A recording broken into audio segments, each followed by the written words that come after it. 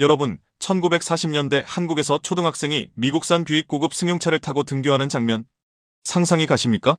그리고 그 아이가 명동다방에서 영화감독의 눈에 띄어 17세의 스타가 되고 700편의 영화에 출연하며 4번의 결혼과 이혼 등 파란만장한 가정사를 거치면서도 무려 40년간 정상의 자리를 지킨 대배우가 되었다면요? 나를 위한 트렌드, 참모 채널. 지금 들으면 드라마보다 더 드라마 같은 이야기지만 이건 실화입니다. 2025년 12월 7일 우리는 한국 영화사에 살아있는 전설을 잃었습니다. 바로 영화배우 고 김지민님입니다. 오늘은 음악의 전설이 우리 곁을 떠났다는 소식만을 전하는 것이 아닙니다. 1960년대, 1970년대 한국에서 여자가 이토록 다양하고 파격적인 캐릭터를 연기하는 것이 어느 정도로 용기가 필요한 일이었는지, 사랑하기 때문에 헤어진다는 말이 왜 당시 명언이 되었는지, 그리고 왜 그녀는 한국의 리즈 테일러라는 별명을 거부했는지까지도 김지미라는 한 배우의 놀라운 인생 이야기를 들려드리겠습니다. 젊은 분들은 우리 때 진짜 자연스럽고 클래식한 미인이 어떤 모습이었는지 보게 될 거고, 나이 드신 분들은 그때 그 시절을 추억하실 겁니다. 사람이 어떻게 저렇게 예쁠 수가 있는가? 1957년 어느 날 명동 백조다방, 이 모든 역사가 시작된 장소이죠. 당시 기인으로 유명했던 김기영 감독이 한 여고생을 보고 이렇게 말했습니다. 사람이 어떻게 저렇게 예쁠 수가 있는지 모르겠다. 이게 그냥 하는 말이었냐 하면 그렇지 않습니다. 김기영 감독은 한여, 충녀 같은 걸작을 만든 한국 영화사의 거장입니다. 수많은 여배우들을 봤을 텐데 그런 사람이 충격을 받을 정도였다는 겁니다. 그 여고생이 바로 김지미였습니다. 본명은 김명자. 덕성여고 2학년 17살이었습니다. 김지미는 거절했습니다. 미국 유학을 갈 계획이었거든요. 오빠를 따라 미국에 가서 새로운 인생을 살 생각이었죠. 하지만 김기영 감독은 포기하지 않았습니다. 끈질기게 설득했고 결국 김지미는 마음을 바꿨습니다. 그렇게 1957년 김지미는 드디어 황혼열차라는 영화로 데뷔했습니다. 이때 얻은 예명이 김지미입니다. 마치 난초를 닮은 듯한 청초함이라는 뜻이죠. 이 지점에서 언급하지 않고 넘어갈 수 없는 부분은 바로 그녀의 외모가 당시 한국에서 얼마나 파격적으로 다가왔는지입니다. 서구적이고 입체적인 이목구비, 큰 눈, 오똑한 콧날. 당시 한국 여성들 사이에서는 가히 보기 드문 비주얼이었습니다. 요즘 말로 하면 외국인 같은 비주얼이었던 거죠. 2019년 79세의 나이로 부산국제영화제에 나타났을 때 사람들은 충격을 받았습니다. 세월이 흐르고 흘러도 그녀는 여전히 아름다움을 간직하고 있었기 때문이죠. 나이 드신 분들은 그때를 기억하실 겁니다. 성형이 없었지만 지금의 기준만큼 아니 그 이상으로도 무척이나 아름다웠던 스크린 속 미인들을요. 어쩌면 지금은 드물어졌을지도 모를 그런 우아함과 품위조차 담고 있었던 것인지도 모르겠습니다. 1년 만에 일약 톱스타 반열에 오르다. 그리고 터져나온 스캔들. 데뷔 1년 후인 1958년 김지미는 별아, 내 가슴에라는 영화로 단숨에 최고의 스타가 됩니다. 이는 서울신문에 연재되던 인기소설을 영화화한 작품이었는데 언론과 대중이 동시에 열광했습니다. 그리고 같은 해 스캔들 아닌 스캔들이 터집니다. 이 영화의 감독 홍성기와 결혼한 겁니다. 그때 그녀의 나이는 18이었습니다. 여러분, 1958년 한국이 어떤 상황이었는지 상상이 되십니까? 6.25 전쟁이 끝난 지 겨우 5년. 모두가 가난하고 여성에 대한 시선은 극도로 보수적이던 시대였습니다. 그런 시대에 18살 신인 여배우가 영화감독과 결혼한다는 소식은 장안의 화제가 될 수밖에 없었습니다. 이후 그녀의 사생활은 치솟는 인기에 비례하여 세간의 주목을 한몸에 받게 되었습니다. 아마도 거의 일평생 동안이요. 나를 위한 트렌드, 참모 채널.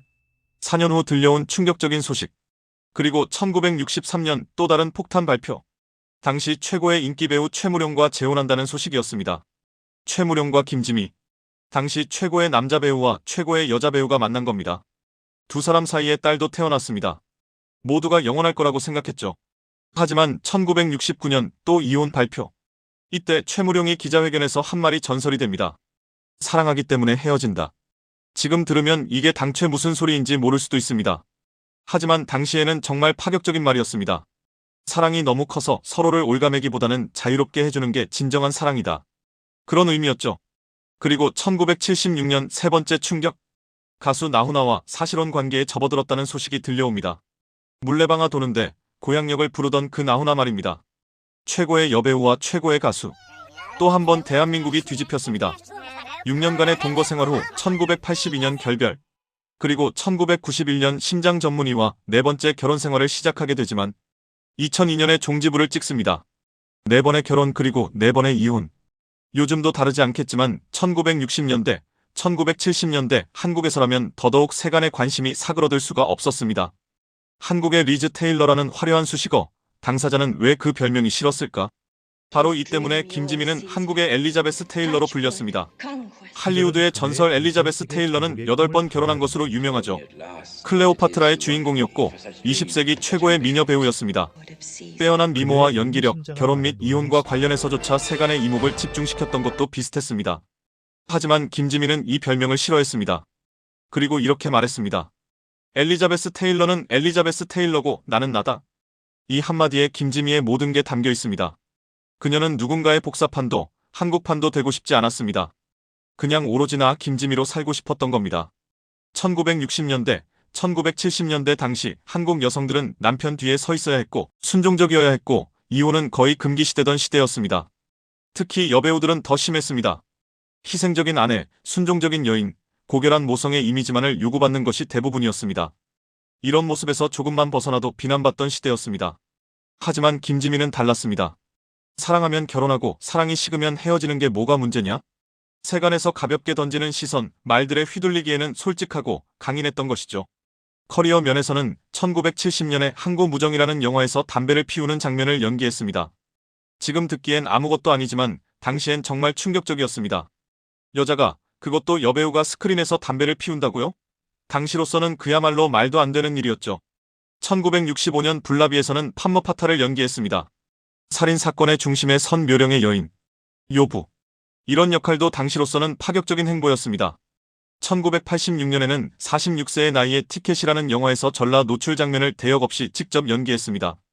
불우한 여성들의 삶을 다룬 영화였는데 작품에 온전히 몰입하고 온 마음을 담아 임하는 그녀의 투철한 프로 정신을 보여준 거죠. 이 모든 게 김지미였습니다. 주체적이고 당당하고 자유로운 영혼. 700편의 영화, 700가지의 인생. 그런데 여기서 놀라운 건 여러 스캔들에도 불구하고 김지미의 배우 경력은 오히려 더 승승장구 높아만 갔다는 것이죠. 나를 위한 트렌드, 참모 채널. 그런데 김지미가 정말 대단했던 건 단순히 예쁜 얼굴로 인기를 끈 게 아니었습니다. 연기 스펙트럼이 어마어마했어요. 1961년 김지미는 영화 장희빈에서 장희빈 역할을 맡습니다. 그런데 이 장희빈이라는 배역 아시는 분들은 아시겠지만 한국 드라마 역사상 가장 많이 리메이크된 캐릭터 중 하나입니다.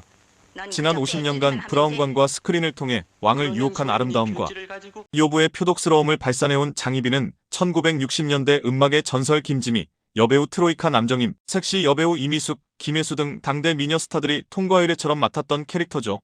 가장 최근으로는 대한민국 최고 미인으로 칭해지던 배우 김태희가 장옥정, 사랑에 살다의 제구대 장희빈으로 출연했고요.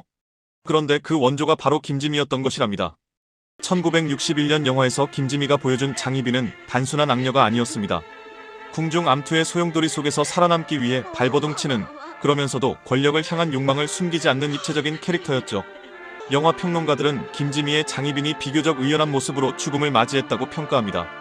나중 버전들처럼 과장되게 비참하지 않고 스스로 운명을 받아들이는 강인한 여성의 모습이었던 거죠. 그리고 1961년 추석, 이 영화는 대박을 터뜨립니다. 서울에서만 10만 명이 넘는 관객을 동원했어요. 그 이후로 추석 시즌엔 사극이라는 공식이 생긴 게 바로 이 영화 때문입니다. 장희빈만이 아닙니다. 1961년 춘향전에서는 춘향이 역할을 맡았습니다. 여러분, 춘향이도 마찬가지예요. 한국 여배우들의 등용문 같은 역할이죠. 수많은 배우들이 춘향이를 연기했지만 1960년대 김지미의 춘향이는 단순히 순종적인 연려가 아니라 사랑을 위해 당당히 맞서는 주체적인 여성이었습니다. 1974년 영화 토지에서는 대지주 가문을 이끌어가는 안주인 역할을 맡습니다. 요즘으로 치면 재벌가 안주인 역할인데 당시로서는 엄청난 카리스마를 요구하는 배역이었죠. 이 작품으로 파나마국제영화제 여우주연상을 받습니다. 1975년 육체의 약속은 더 파격적이었습니다. 사랑에 빠진 죄수 역할. 지금으로 치면 19금 멜로 정도 되겠습니다. 김기영 감독 특유의 기괴하고 에로틱한 연출 속에서 김지미는 욕망과 사랑 사이에서 갈등하는 여성을 완벽하게 소화해냅니다. 이 작품으로도 대종상 여우주연상을 받았죠. 1965년 블라비에서는 원조 판모파탈 역할을 맡습니다. 살인사건의 중심에 선 묘령의 여인. 남자들을 파멸로 이끄는 위험한 여자. 요즘으로 치면 마이네임이나 경이로운 소문의 한소희 같은 느낌? 강렬한 여성 캐릭터의 원조가 바로 김지미였던 겁니다. 그리고 1985년 임권택 감독의 길소뜸. 이건 정말 명작입니다. 이산가족의 아픔을 다룬 작품으로서 김지미는 이 작품에서 후시 녹음이 아닌 자신의 목소리로 직접 연기했습니다. 1980년대까지만 해도 배우들이 현장에서 직접 목소리 연기를 하는 게 흔한 일이 아니었거든요. 이 작품으로 또 대종상 여우주연상을 받습니다. 정리하자면 김지민은 1960년대부터 1990년대까지 무려 30년 넘게 정상의 자리를 지킨 것인데요. 요즘 배우들로 치면 어떨까요? 송혜교가 태양의 후예로 정점을 찍고, 전지현이 별그대로 레전드를 남기고, 김태희가 천국의 계단으로 매력적인 악역을 하면서 최고 미녀로 인정받고, 이런 일련의 과정들을 한 사람이 30년 동안 계속 거치며 성취해낸 겁니다. 그것도 연기 스펙트럼이 어마어마하게 넓은 작품들로요. 지고지순한 춘향이부터 권력에 미친 장희빈, 남자를 파멸시키는 판머파탈, 가문을 이끄는 카리스마 넘치는 안주인 사랑에 빠진 죄수까지 700편의 영화에 출연하면서 700가지 다른 인생을 살았다는 김지미 본인의 말이 과장이 아니었던 거죠. 나를 위한 트렌드, 참모 채널. 충무로의 시나리오는 모두 김지미를 거친다.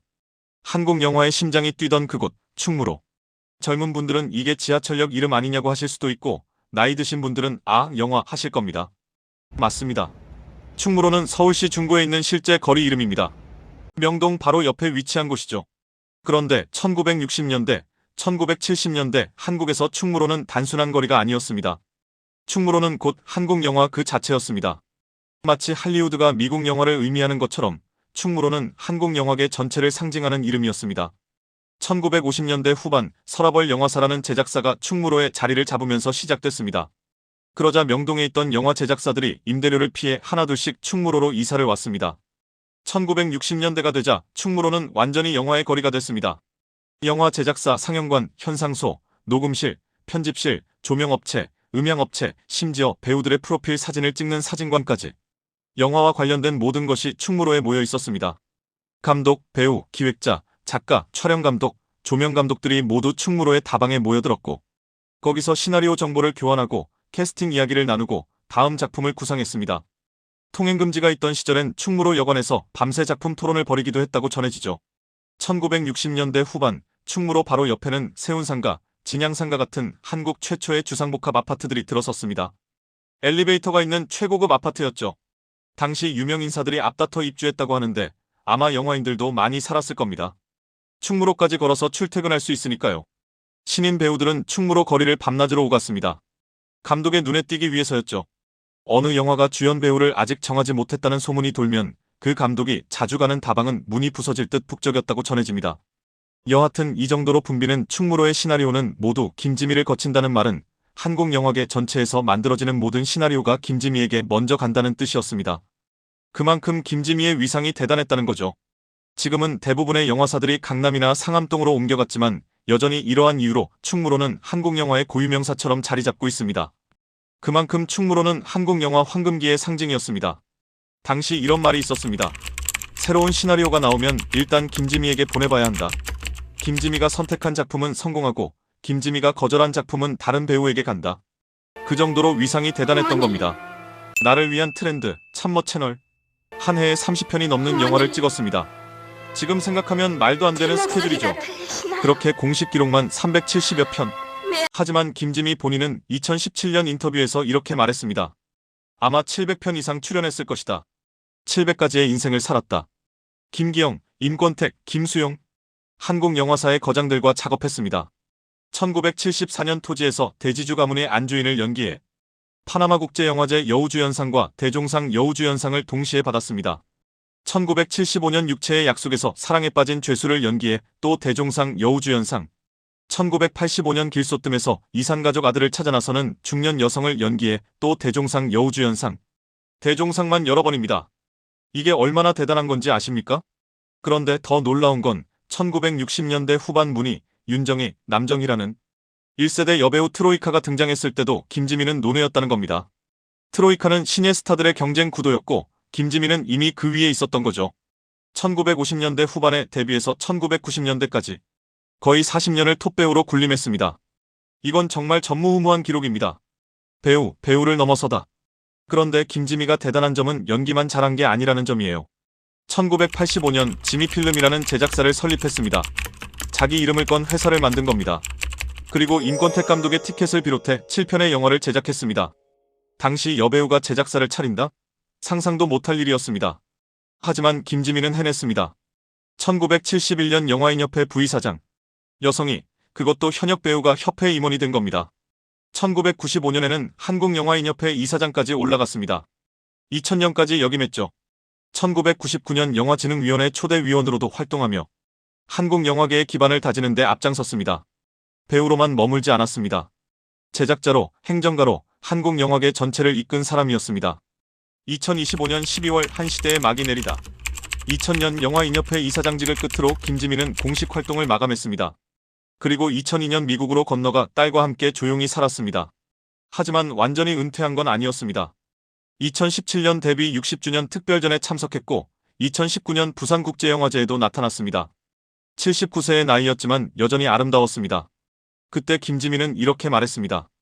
수십 년 전 사인을 해줬던 관객이 그 사인을 들고 찾아왔다. 팬들의 오랜 사랑이 지금껏 내가 있는 바탕이다. 그리고 이렇게 덧붙였습니다. 배우로서, 인생으로서 종착역에 가까워지고 있다. 여러분 가슴속에 영원히 저를 간직해주시면 고맙겠다. 나를 위한 트렌드, 참모 채널. 2022년 8월 서울국제여성영화제 개막식. 이게 한국에서 공식적으로 관객들과 만난 마지막 자리였습니다. 그 후 몇 달 전 통화에서 대상포진을 앓은 이후 몸이 더 약해졌다고 하셨답니다. 나이가 있다 보니 장시간 비행이 힘들어 한국에 오기 어렵다고요. 그리고 2025년 12월 7일 한국 시간 오전 4시 30분 미국 로스앤젤레스에서 조용히 눈을 감으셨습니다. 직접적인 사인은 저혈압 쇼크였다고 전해집니다. 향년 85세. 사흘 후인 12월 10일 한국영화계의 비보가 전해졌습니다. 우리가 기억해야 할 김지미의 모습. 김지미는 우리에게 무엇을 남겼을까요? 700편의 영화? 물론 그것도 있습니다. 황혼열차, 별아 내 가슴에, 춘향전, 장희빈, 토지, 길소뜸, 티켓. 한국 영화사의 길이 남을 명작들입니다. 하지만 더 중요한 건 그녀가 보여준 삶의 방식입니다. 1960년대, 1970년대 한국에서 여성으로 산다는 건 쉬운 일이 아니었습니다. 순종해야 했고, 참아야 했고, 남자 뒤에 서 있어야 했습니다. 하지만 김지민은 달랐습니다. 하고 싶은 역할을 했고, 담배 피우는 장면도 찍었고, 판모 파탈도 연기했습니다. 배우를 넘어 제작자가 되었고, 영화인협회 이사장까지 올라갔습니다. 그 모든 걸 세상의 시선 따위 신경 쓰지 않고 해냈습니다. 엘리자베스 테일러는 엘리자베스 테일러고 나는 나다. 이 한마디가 김지미의 독보적인 아이덴티티를 보여줍니다. 누구의 복사판도, 누구의 한국판도 되지 않겠다. 그냥 나로 살겠다. 지금도 진보적이라고 할 수 있는 이 태도를 60년 전에 보여줬습니다. 그게 김지미입니다. 배창호 감독은 이렇게 말했습니다. 몇 해 전 어느 영화제에서 여전히 고왔던 모습이 기억에 생생하다. 우리 영화계의 진정한 디바. 한국영화인총연합회는 이렇게 추모했습니다. 한 시대를 대표한 배우이자 영화인. 그의 존재 자체가 한국 영화의 역사였다. 정부는 금관문화훈장을 추서했습니다. 젊은 분들은 한번 김지미의 영화를 찾아보세요. 흑백 화면 속에서도 빛나는 그 미모와 카리스마를 직접 확인해 보시기 바랍니다. 토지, 길소뜸, 티켓. 아직도 볼 수 있는 영화들이 많습니다. 나이 드신 분들은 김지미의 전성기를 봤다는 사실에 자부심을 가지셔도 됩니다. 그때 미인이 진짜였다는 것이 정말 맞는 말입니다. 김지미 같은 스타가 있었던 시대를 살았다는 것, 어떤 의미에서는 축복인지도 모릅니다. 나를 위한 트렌드, 참모 채널. 그리고 마지막 부탁. 여러분 가슴속에 영원히 저를 간직해주시면 고맙겠다. 김지미 선생님, 우리가 기억하겠습니다. 문화체육관광부 최휘영 장관은 14일 정부를 대표해 서울영화센터에 마련된 고인의 추모 공간을 찾아 금관문화훈장을 추서했는데요. 1957년 데뷔 이후 여성 중심 서사가 제한적이던 시기에도 폭넓은 역할을 소화하며 한국 영화 속 여성 인물상의 지평을 넓혔다며 대중성과 예술성을 겸비한 한 시대의 영화 문화를 상징하는 배우로 평가받아 왔다고 추서 배경을 설명했습니다. 또 지미필름을 설립해 제작자로 활동하며 영화 제작 기반 확충과 산업 발전에도 기여하는 등 한국 영화 생태계 보호와 제도적 기반을 강화하는 실질적 역할을 수행해왔다고 했습니다. 문화훈장은 문화예술 발전과 국민 문화 향유에 기여한 공적이 뚜렷한 이에게 주는 훈장으로 금관은 1등급 훈장에 해당합니다. 지금 영화의 역사를 간직한 이곳 충무로에 건립된 서울영화센터에서 김지미 배우님의 추모 특별상영이 진행되고 있습니다. 김기영 감독의 육체의 약속, 임권택 감독의 티켓 같은 작품들을 다시 볼 수 있습니다. 서울영화센터는 2025년 11월에 개관한 곳으로 충무로의 영화 아카이브 자료들을 보관하고 있습니다. 김지미 선생님의 작품들도 이곳에서 영구 보존되고 있죠. 관심 있으신 분들은 한 번쯤 서울영화센터를 방문해 보시기 바랍니다. 700편의 영화를 찍은 전설의 미녀, 개인적인 삶은 일반적인 사람들보다 풍파가 많았지만 40년간 굳건히 정상을 지킨 배우, 한국의 리즈 테일러라는 별명을 거부한 당당하고 빛나는 여인, 그리고 무엇보다 그 어떤 순간에도 자기 자신으로 살았던 사람. 음악의 전설, 한국 영화사의 살아있는 역사, 진정한 미인이 무엇인지 보여준 시대의 아이콘, 자유로운 영혼, 김지미. 고인의 명복을 빕니다. 우리는 언제까지고 그녀의 아름다운 모습과 정신을 기억할 것입니다. 지금까지 참머 채널에서 전해드린 고 김지미의 이야기였습니다. 아름다운 사람들의 드라마와 같은 이야기, 나를 위한 트렌드를 더 자주 접하고 싶다면 참머 채널을 좋아요와 구독, 알림 설정하고 더 자주 만나보세요. 지금까지 시청해주셔서 감사합니다.